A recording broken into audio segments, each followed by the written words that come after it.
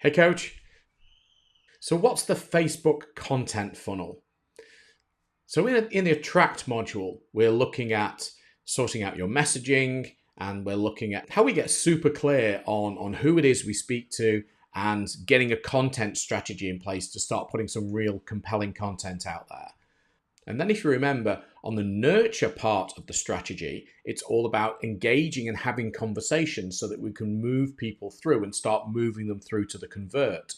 Well, the Facebook content funnel sort of summarizes, I guess, the whole attract, nurture, and convert so that we have a process that's sitting there that overlays all three of those parts of the framework. So I want to take a quick look at that with you now, again, just to outline what it is we're doing and why we're doing it and how it all fits together. So the Facebook content funnel is all centered around, first of all, making sure that you are actually creating content. If you don't create posts, then people aren't going to engage. And key to this strategy is getting engagement from people.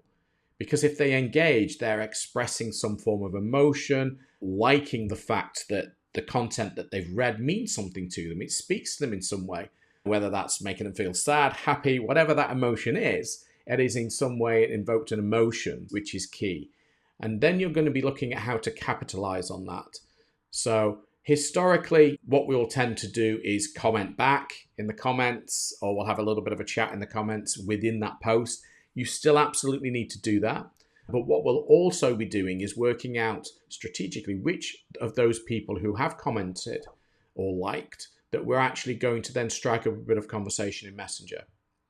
And the reason that we do that is because we want to be using this as a bit of a strategy to take them further down our funnel. And I'll explain what the funnel is in a minute.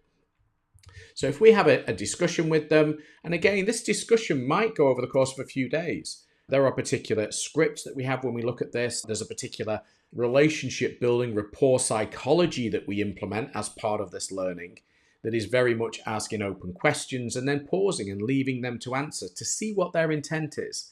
At no point do we become pushy. The outcomes of having the chat will hopefully be one of two things. What we're driving towards is either inviting them into our Facebook group with specific questions, which we'll get onto in a minute, or in fact, you might discuss or have some chats with somebody who starts straight away pretty much bearing all and telling you all about the issues that they've got. And then you can be asking, well, do you have a strategy for that?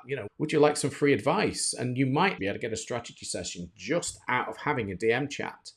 But more often than not, you're potentially going to have to start moving them into your Facebook group. When they join the Facebook group, and we're going to look at this as part of the Facebook group setup, we're going to have specific joining questions. So you always have 3 questions. You have a qualifier question just to make sure that when they're coming in, you're clear that they are your target audience. You also have a question asking whether they want to opt in to newsletter, offers, things like that, where you ask for their email address. Don't worry if you've not got email marketing set up. There's no harm in asking if they want to opt in and getting their email address off them and just storing it in an Excel spreadsheet or a Google Sheet. But ask for it because you can use it in marketing later on. And then the other thing is, again, when they join the group, you're asking, would you like a free strategy session? So you're using your Facebook group to attract people in from your content. By the time you're inviting them into your group, you have made a decision. Is this someone who I do think is a potential client? Are they right for me? If they are, get them into your group. And then just test the water, see if they do actually want to chat with you, do want a discussion with you. And if not, if it's a no, I'm not going to give you my email address. And even if it's a no, not having a strategy session, absolutely don't want one, they're still in your group.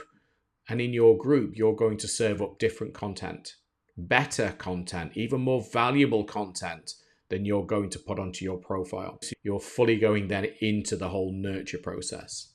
So that's all originating from you posting content on your profile. But that's not the only place that we're going to post content.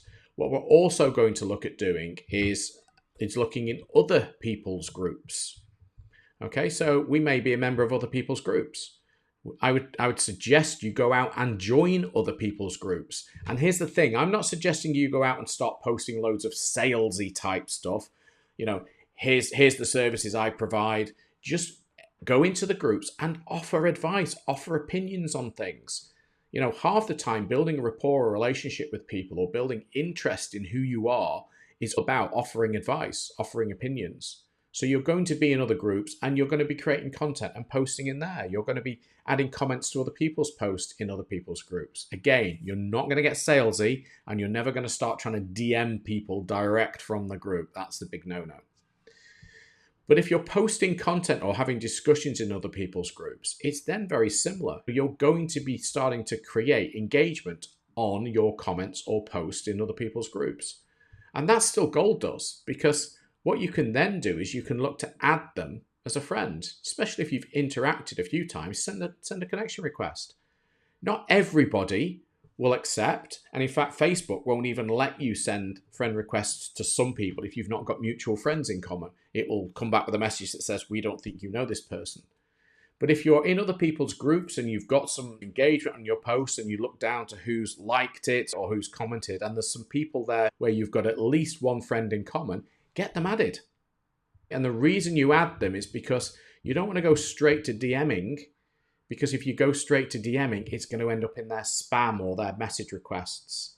So in other people's groups, get engagement on posts, get comments, add the people that you can as a friend, and then you just start taking them on that same journey. You know, maybe fire up a conversation. Even if that conversation starting point is, really appreciate your comment that you made on the post in group XYZ. Cheers, and then a thumbs up. That's a conversation starter. You can gauge from that whether they just come up and give you a thumbs up back, or whether they say, no problem, I really like your content. And then that's a bit of an opener to say, brilliant, well, you know what? I've actually got a Facebook group where I serve up very similar content to this, but there's even free trainings, live trainings, value in there. Would you like me to send you the link? And you can see how conversations can very, very easily push you further down this content funnel. So that's the Facebook content funnel. So there's no other tech involved. We're utilizing socials. Don't get me wrong. The amount of engagement you're going to get is all down to the effort that you put into your posting regime based on the planner, the types of content, how well the content is written. All of those things are going to massively impact the success that you have with engagement. But if you're not getting engagement, then you're sort of getting stuck at this part and you're not going to push further towards strategy sessions. So the final bit really is just another quick way of representing that diagram above. So you've probably heard the words funnel before.